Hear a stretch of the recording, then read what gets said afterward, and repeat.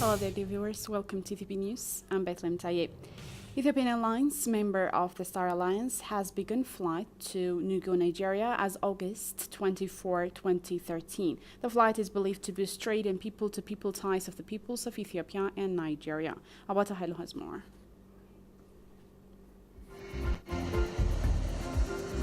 The Ethiopian flag carrier has commenced flights to the Nigerian city of Enugu, the capital of Enugu State, as of August 24, 2013. It is to be recalled that the airline last month announced plans to expand its Nigerian routes with the addition of 4 weekly flights. Ethiopian Chief Executive Officer Tolde Gebremariem noted the addition of Enugu to its wide African network would bolster continental trade ties. We firmly believe that the 21st century will be an African century, and Africa is rising. But at the same time, we critically understand that if and when Africans come together, bring their resources together, and work together, that is the only way we can assure our right position in the global stage. The CEO has disclosed that Ethiopian is the first airline to make an international flight to Enugu. Bede Uchenna Ibe is trade representative with Nigerian embassy in Addis Ababa. Ibe underscores the beginning of the flight to Enugu would expedite people-to-people ties among the two nations. It's been another milestone in the relationship between Ethiopia and Nigeria. I think Ethiopian Airlines and Nigeria have a partnership, and that partnership has brought profit to the two countries. So I wish you the best on this maiden flight and the subsequent flights, and we see growth in the years ahead. Enugu resident Dr. Levi Uche Maduki is glad the Ethiopian airline has started flight to his hometown.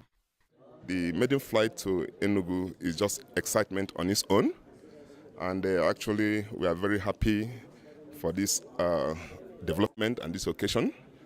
And let me also want to say that the idea and the thinking of the management of Ethiopian Airlines to expand their wings to Enugu Horizon is what I can describe as good thinking and strategic in nature. The addition of Enugu to the airline's network is a continuation of its commitment to provide the best possible connectivity options to passengers traveling between Africa and the rest of the world, CEO Tolde said. He underscored that passengers from Lagos, Abuja and Enugu have now the opportunity to fly to destinations throughout the Ethiopian airline network. Meanwhile, Ethiopian Airlines is due to resume flight to Kano following a successful commencement of its services to Enugu. The Chief Executive Officer of the airlines, Tolde Gebremariem, made their announcement on Saturday while inaugurating the first flight to Enugu. Tolde said Nigeria is the airline's largest market in Africa, being the most populous and the second largest economy in the continent.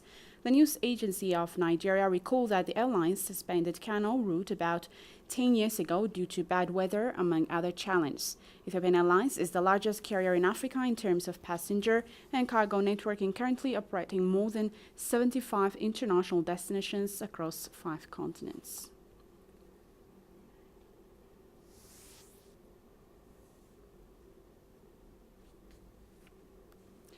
Employees and management members of Ethio Telecom and Ethiopian Postal Services planted tree seedlings in memory of former Prime Minister Meles Zenawi. The employees and management members planted the seedlings on Saturday at Sululta Satellite Station. The campaign is to memorize the late leader Meles Zenawi and mitigate the ever-increasing threat from climate change and environment degradation.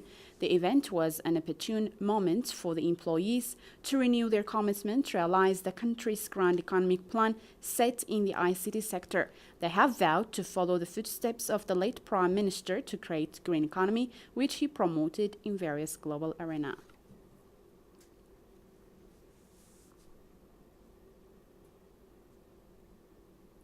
In another account, over 1,500 Ethiopians residing in Sudan have attended memorial service dedicated for the late Prime Minister Meles Zenawi at the Ethiopian Embassy in Khartoum. Ethiopian ambassador to Sudan, Abadi Zemo, remembered the late Meles as outstanding leader whose lifelong service brought millions of Ethiopians out of poverty. Meles worked hard to build a carbon-free economy to achieve his own vision of a carbon-zero development for Ethiopia by 2020, Ambassador Abadi said. He also noted that Meles strived for peace and stability in the Horn of Africa. The ambassador has urged Ethiopians to continue their support for completion of grand projects and realize the vision of the late Prime Minister.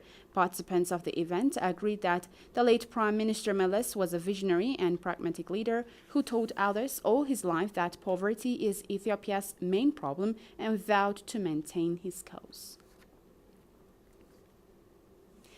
Open University of the UK on Saturday graduated 27 Ethiopian trainees in Masters of Business Administration. The university trained the graduates in partnership with School of Commerce of Addis Ababa University. Civil Service State Minister Dr. Misrak Makonnen called demanded graduates to be active actors in the development undertakings of their country. She told them to strive for the realization of Ethiopian Renaissance laid by the late Prime Minister Meles Zenawi. The government of Ethiopia would keep on building human resource to speed up development and mitigate poverty, the State Minister added. British Ambassador to Ethiopia, Mr. Greg Dore, for his part, underscored that the partnership is a proof for the ever-growing two-way relationship between the two countries. The ambassador highlighted the current generation of Ethiopia to maintain and pass over the legacy of the late premier for posterity.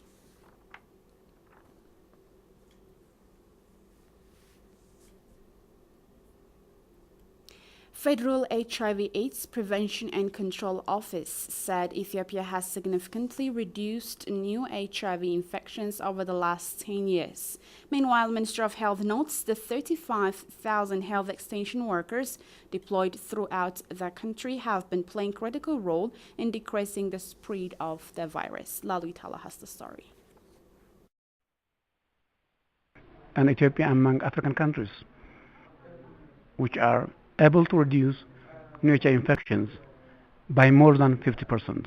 The Federal HIV/AIDS Prevention and Control Office, Ministry of Health and other concerned bodies have briefed local journalists on the current prevalence rate of HIV/AIDS in Ethiopia. Meskel Lera, Deputy Director of Federal HIV/AIDS Prevention and Control Office, says new infections of the virus have reduced significantly in recent times.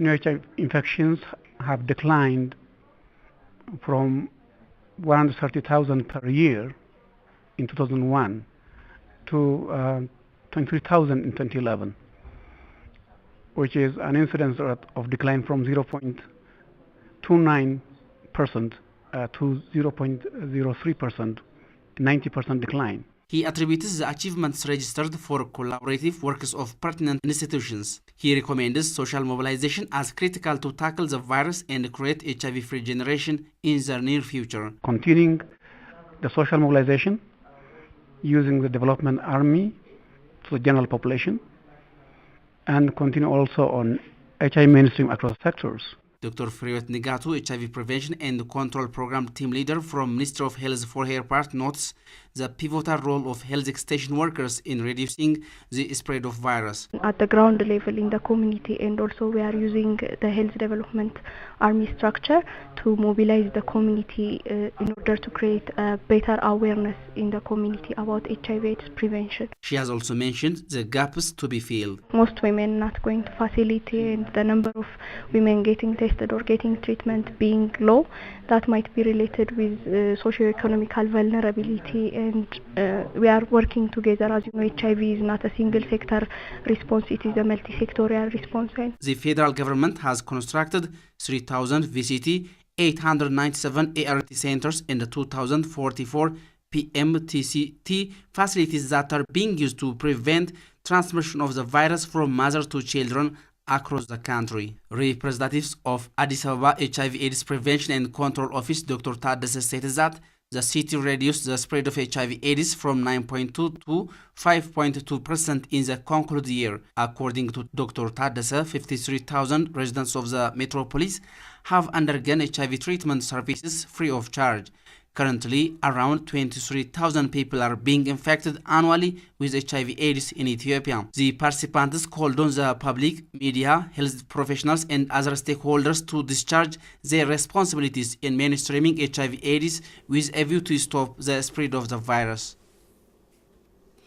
The people of Somaliland are desirous to back construction of Grand Ethiopian Hydropower Renaissance Dam, having comprehended its regional role for economic integration. The Minister of Presidential Affairs of Somaliland, Mr. Hersi Ali Hassan, told Wealth Information Center that the people of Somaliland have contributed more than $1 million so far for the construction of the dam. The minister also underlined that the dam would play a greater role in enhancing socio-economic integration for the people in the region. The people of Somaliland would continue their contribution until Ethiopia finalizes construction of the dam, Mr. Hersi added. Hersi said that Somaliland would like to purchase power from Ethiopia, and his country has been attempting to negotiate with the government of Ethiopia. And finally, Sudanese President Omar Hassan al-Bashir has urged African finance ministers and central bank governors to declare economic independence. He argues that Africa has huge natural and human resources that could qualify it to emerge as a new economic power. Al-Bashir was speaking over the week at the opening of the African Bloc meeting of finance ministers and central bank governors in Khartoum. He called for attracting foreign investments and offering grants and loans to achieve sustainable development within the continent, besides allocating adequate resources for job creation and women empowerment. The president noted that Africa's poverty, hunger, and lack of funding for infrastructure, which hinder development, has necessitated for cooperation among African countries to work within the International Monetary Fund and the World Bank to remove all obstacles. The meeting has mainly discussed economic development issues of Africa and how the IMF and World Bank would help African countries fight poverty and achieve economic growth.